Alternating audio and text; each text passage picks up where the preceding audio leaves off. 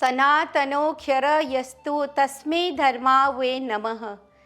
जिसने इस संपूर्ण जगत को नित्य धारण कर रखा है और जो सतत जगत का सब प्रकार के पालन पोषण तथा रक्षा करता है, उस सनातनी अविनाशी धर्म को नमस्कार है। नमस्कार, मैं हूँ उपाली अपराजिता। सनातन धर्म के दो अद्वितीय ग्रंथ हैं, रामायण और महाभारत। इन दोनों महान ग्रंथ में फर्क ये है कि रामायण हमें एक आदर्श जीवन जीने की प्रेरणा देता है। उसमें रावण जैसा खलनायक भी महाज्ञानी था और नायक राम के बारे में तो जितना बताया जाए उतना कम है। लेकिन महाभारत हमें व्यवहारिक जीवन की सीख देता है। महाभारत में ऐसा ज्ञान है तो समय के सीमा से परे है। उसमें बताई हुई बातें वर्तमान समय भी उतनी ही प्रासंगिक है।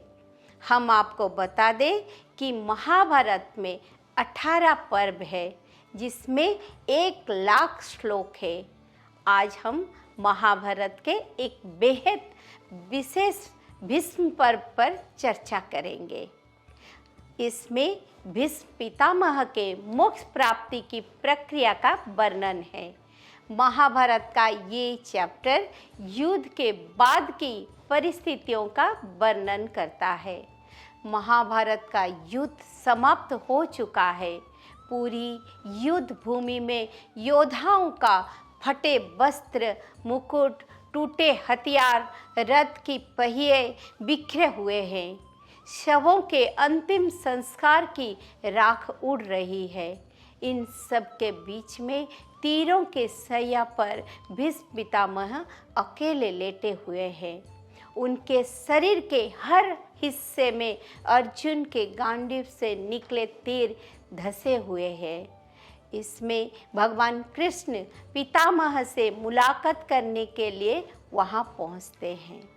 कुशल क्षेम पूछने के बाद भीष्म ने पितामह से पूछा, भीष्म पितामह ने कृष्ण से पूछा कि कृष्ण, तुम तो स्वयं ईश्वर हो। स्वयं तुम्हारी उपस्थिति में निहत्ते गुरु द्रोण का सिर काट लिया गया, दुर्योधन के जांघ के नीचे बार करके मार दिया गया, दुशासन की छाती चीरकर खून पिया गया, जयद्रथ की धोखे से जयद्रथ को मारा गया, कर्ण को रथ का पहिया निकालते समय निहत्ता मारा गया। तुम तो स्वयं मर्यादा पुरुषोत्तम राम के अवतार हो।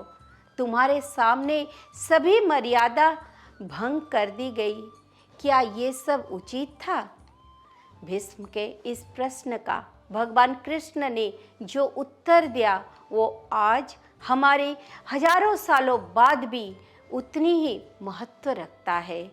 भगवान ने बुजुर्ग पितामह को कहा कि पितामह, राम और कृष्ण की परिस्थितियों में बहुत फर्क है। राम का शत्रु रावण भी देवादिदेव महादेव का भक्त और महाज्ञानी था। राम का वीरतापूर्वक सामना किया था। लेकिन इतिहास से शिक्षा ली जाती है। मनुष्य को निर्णय वर्तमान की परिस्थितियों का आधार पर लेना होता है।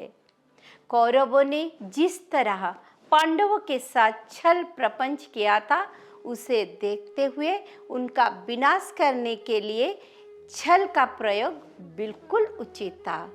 राम का युग आदर्श था, लेकिन मेरे युग में कंस, जरासंध, दुर्योधन, दुशासन, शकुनी, जयद्रथ जैसे घोर पापी, प्रपंची और छली कपटी आए हैं। इसीलिए उनकी समाप्ति के लिए हर छल उचित है।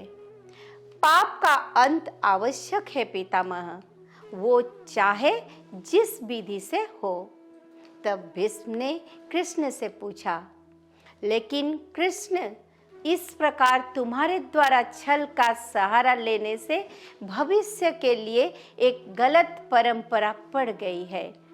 आने वाले समय में लोग हर तरह का छल प्रपंच करके तुम्हारा उदाहरण देंगे कि स्वयं भगवान ने ऐसा किया था, क्या कराया था, तो मैंने ऐसे करके क्या, तुम्हें ऐसे करके क्या मिला। इस प्रश्न के उत्तर में भगवान ने बेहद अद्भुत बात कही।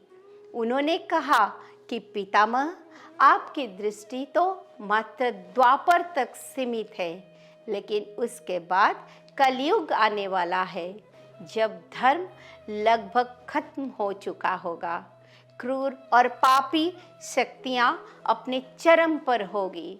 मैंने जो उदाहरण स्थापित किए हैं वो वास्तव में द्वापर नहीं बल्कि कलयुग के लिए है।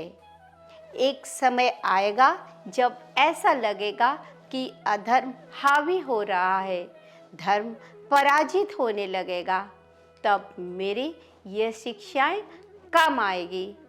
कलयुग के धर्मात्माओं को तो मुझसे भी अधिक छल प्रपंच की आवश्यकता पड़ने वाले है, ताकि पाप का समूल नाश किया जा सके।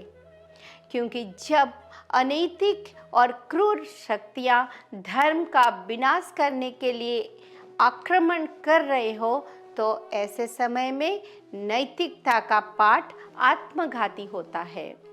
नैतिकता छोड़कर धर्म योद्धाओं को अधर्म के विनाश पर ही खुद को केंद्रित करना होगा। क्योंकि जब प्रश्न पाप या पुण्य के बीच युद्ध की होगी, तब महत्वपूर्ण होती है केवल विजय। भविष्य को ये सीखना ही होगा पितामह। रहा प्रश्न गलत लोगों द्वारा मेरे छल प्रपंच का उदाहरण देने की, तो मैं आपको भरोसा दिलाती हूँ कि मेरा नाम लेकर पाप करने वालों का मैं स्वयं दंडित करूँगा या फिर उनका स्वयं ही विनाश हो जाएगा। जय श्री कृष्ण।